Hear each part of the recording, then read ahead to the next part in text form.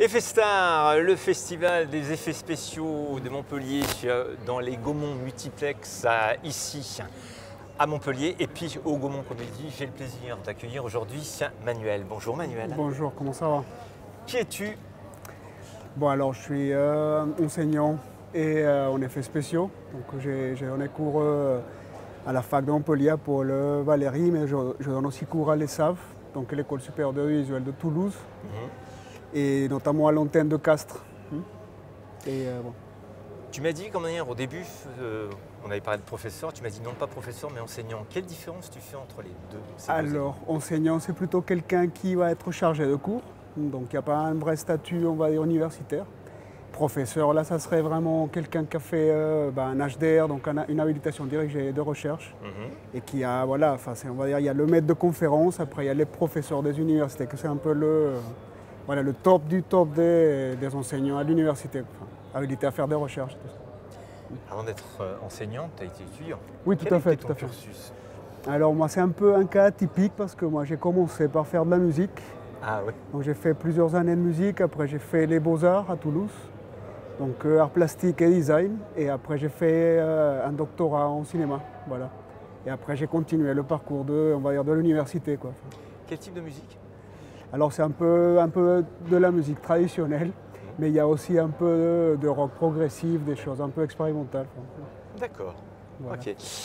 Aujourd'hui, tu fais réalisateur de projets, Oui, tout à fait. de transmédia, mais quel a été ton parcours professionnel après tes études? Est-ce que tu as tout de suite commencé?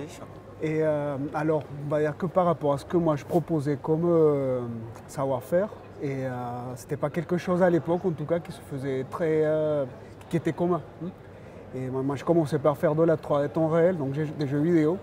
Quand tu dis à quelle époque c'était à peu près? Ça c'était dans les années 2005, 2006. Ça apparaissait pas encore? Ou Bah, c'était en cours de... On va dire que la 3D temps réel c'était vraiment réservé à tout ce qui était les jeux vidéo.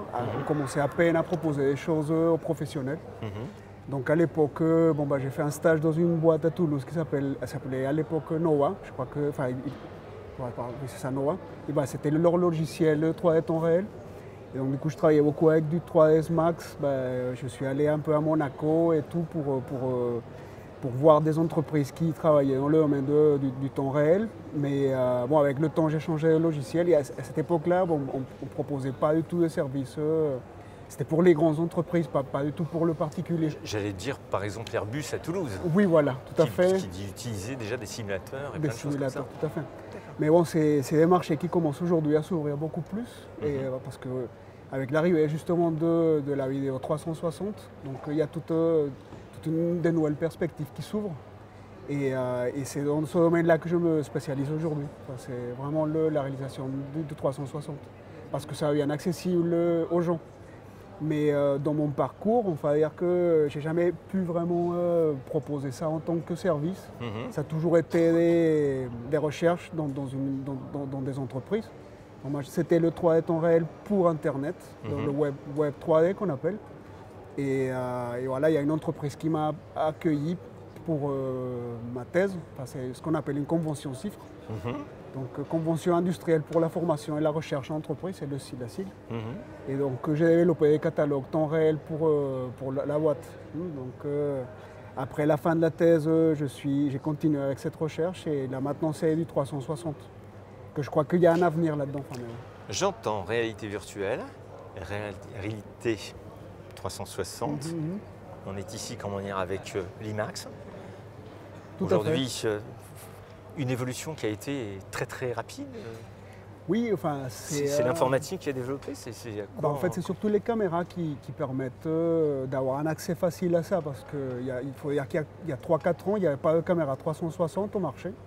Donc il fallait reconstituer les images avec plusieurs, ce qu'on appelle un rig, donc plusieurs caméras qui assemblent l'image finale, une projection équirectangulaire qu'on appelle.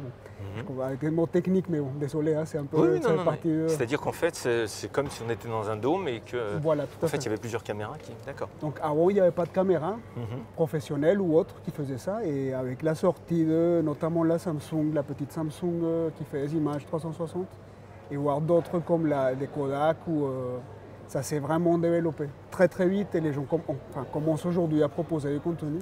Il y a aussi l'arrivée des casques d'immersion comme l'Oculus ou le HTC, HTC Vive, qui ont des prix accessibles.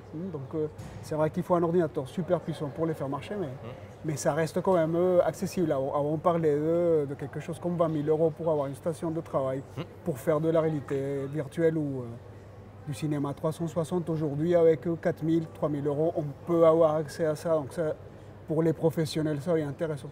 Et même pour tout le monde. Hein.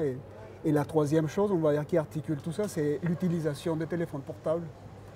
C'est-à-dire que les gens n'avaient jamais imaginé d'arriver à avoir des ordinateurs aussi puissants qu'on a aujourd'hui. Pas des portables. Quoi. Tu parles des smartphones? Oui, des smartphones, tout à fait. Ouais. D'accord. Aujourd'hui, avec une application YouTube, on peut regarder des vidéos en 360 très facilement. Et à mon avis, ça va, les smartphones vont proposer bientôt des caméras 360. C'est un peu dans la logique des choses. Il y a déjà sur des Android et sur la plateforme Apple, oui, il y a déjà quand même des panoramas, il y a déjà pas mal de choses. Est-ce que ça ne va pas trop vite? Bon, après, vite, ouais, c'est un problème industriel. Enfin, quand on a fait le saut entre la télé hertzienne vers la télé numérique, donc on nous a dit qu'il faut de la Full HD, la Full HD c'est l'avenir et tout ça. Aujourd'hui, la Full HD c'est has-been, là maintenant c'est du 4K qu'il faut. Oui, donc exact. 2 ans, ça sera du 8K. Et tu vas voir qu'avec le mondial de foot, là, bah, ça sera du 4K. Et tout le monde va changer au 4K. Et là, on pourra même plus, il faudra changer le tuner pour passer à du 4K. Enfin bon. Donc après, la question se pose, est-ce que tout ça, ça vaut vraiment la peine? Est-ce qu'on est, d'un point de vue esthétique, visuel, est-ce qu'on est vraiment devant quelque chose de plus intéressant, beaucoup plus performant ou autre? Enfin, moi j'ai mes doutes, franchement. Hein.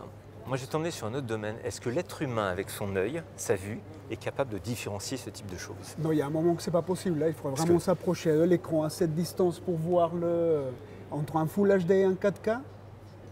Enfin, moi qui ne suis pas dans le métier de l'image, est-ce que je peux vraiment voir cette différence? Moi, je pense que, de mon point de vue, on peut pas voir la différence. Entre un Full HD à 3 mètres de distance et un 4K, on n'arrive vraiment pas. Après, il y a une chose que c'est la fréquence.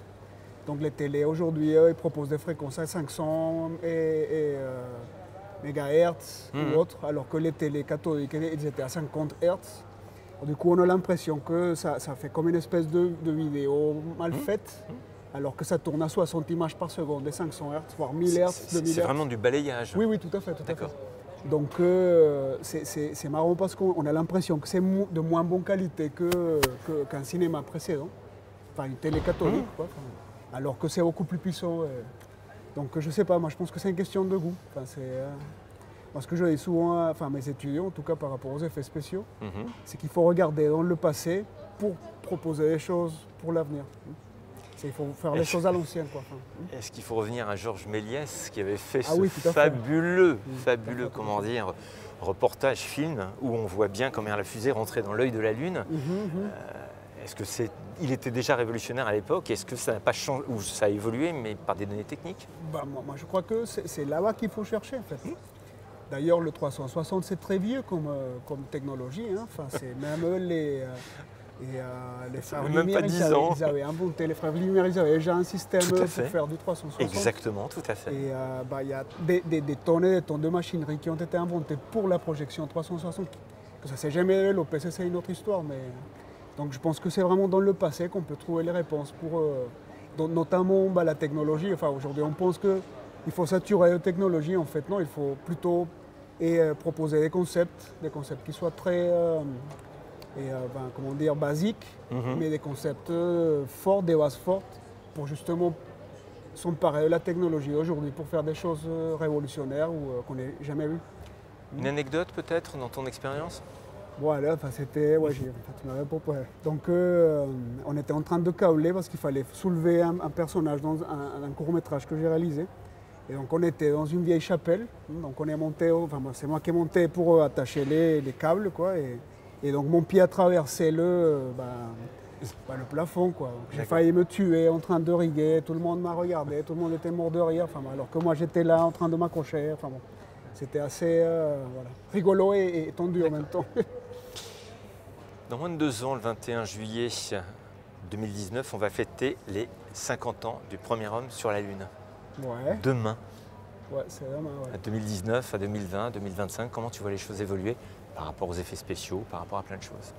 Enfin, moi, c'est plutôt un souhait, quoi. Moi, j'aimerais bien que ça soit quelque chose comme le holodeck de Star Trek.